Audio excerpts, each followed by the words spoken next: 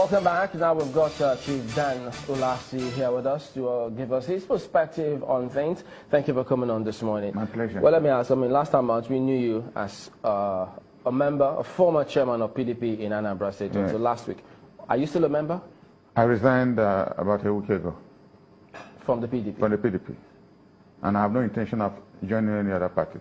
But I'll support whatever candidate or whoever I think will have a developmental effect on my state. So what party are you in? I'm not, that's what I just said, I'm in no party.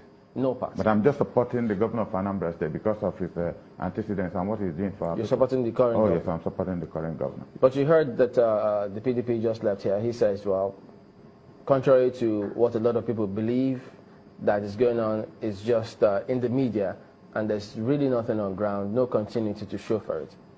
Well, you know, J.J. Martin is a very close friend of mine. Very close, and when I say very close... You all seem to be friends. Yes, in politics. Because most of them have followed me politically for a very long time. And I find it difficult to be personal because I've never... There's no reason why I should be personal. Yesterday I had a program on AIT. And it was surprising to me that by 12 midnight I received more than 500 calls. If I give you my phone, the number of texts that came in from very distinguished citizens of Anambra State thanking me for at least shaping their view of what they are going to do. And amongst those callers was Peter B. He called me about 5 times yesterday. And on the 5th one, I answered him. He said, Oga, I thought we were in good terms, we have settled. I said, I have no problem with you. But Peter, I want to take you back to 12 years ago. And he kept quiet on telephone.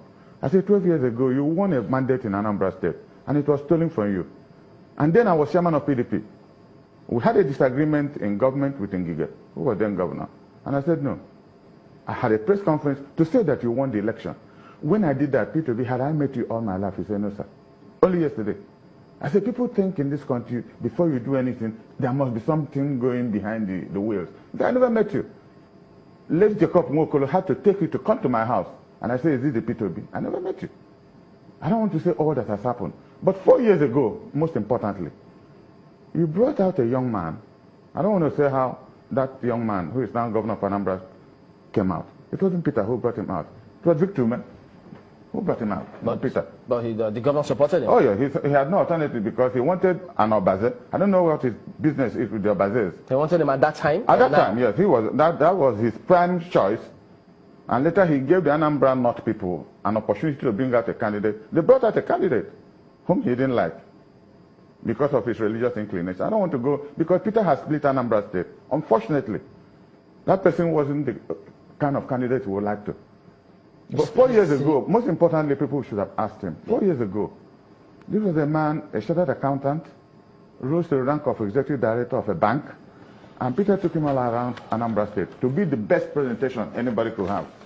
And there was little doubt about his qualification, his ability. And Peter said if he was able to manage a bank at this level, that he's confident that whatever he left behind in Anambra State, he'll be able to take care of it.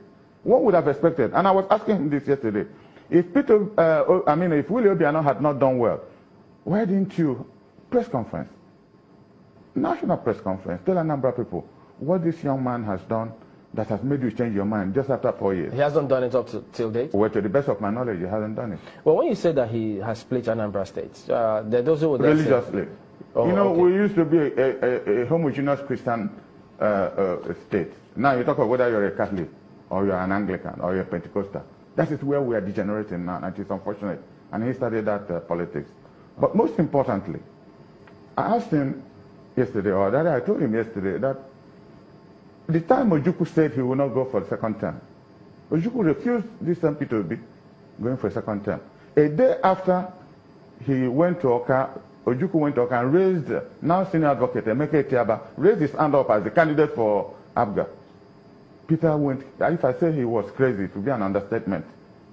Ojukwu refused to see him in his house. It took this time Victor to go to Ojukwu's house and prostrated. Because I called Ojukwu on telephone asking him, why are you doing this? Why did you go to Oka to raise the Emeka Etiaba's hand? He said over his dead body, that this young man has been so disappointing that I should come to his house. And I came to his house and saw Victor lying on the floor. begging Ojukwu to allow Peter to complete his second term. We can't verify any of those now. No, but apart from Ojukwu, he is dead. Victor Ume is alive, and because he was the one who took Peter and went back to Ojukwu's house. About this particular scenario now, these forthcoming elections and the goings on between the current governor and his predecessor, what do you think went wrong? Well, I was listening to my friend, and he hardly ever said what went wrong, other than Anambra. He said there's no continuity. Well, I didn't know what continuity meant, because he was Commissioner for Information. And I would like a situation where you people will bring him back, and probably I'll be around. Because he was Commissioner for Information. Go to ABS, and the newspaper of Anambra said, when he was Commissioner, it was a sorry sight. Chamberlain, if you go to ABS now, it's as good. I don't want to write down your station. Your own is a child's play for an ABS in Oka. I'm telling you, it looks first class.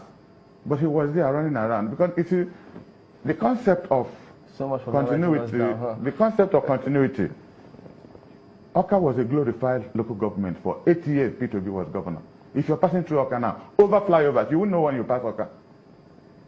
So but most importantly, what was he saying, or he said that? Look, he has some of the roads. That's freedom of expression. I'm coming first.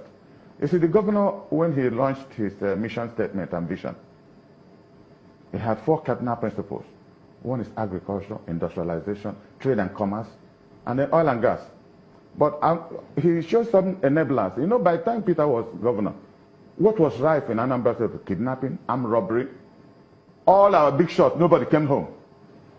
But I tell you, in the past 4 years, people in Anambra sleep with their 2 eyes closed. Security has become, you're a journalist, you should know, because you write about this, everything that, until recently when some warlords came in from South Africa, got themselves messed up. What do you say to those who say that, well, a lot of this, what you've just said now, was made possible because the former governor, from what he said he left over 75 billion naira in the account. Well, so the governor you know, there has been a dispute about the because at the end of the day, it was 9 billion that P2B left. It's not true. Not over 75 billion? That was falsehood. 9 billion, and I would like you to invite officials of the present government and invite Peter to tell us how this 9 billion was left. Because the claim, and I saw him claiming that P2B has no property anywhere in this country. This is the greatest fallacy of the 21st century. Peter owns a company called Next International. He's probably the biggest property owner in this country. I don't talk of the big shopping mall in Abuja. His younger brother controls everything he did. Is there anyone in Anambra? Oh yes, there's ShopRite he has at Onisha. Everything about ShopRite is P2B. He annexed a land in my town through an offshore company, and he's building something there now.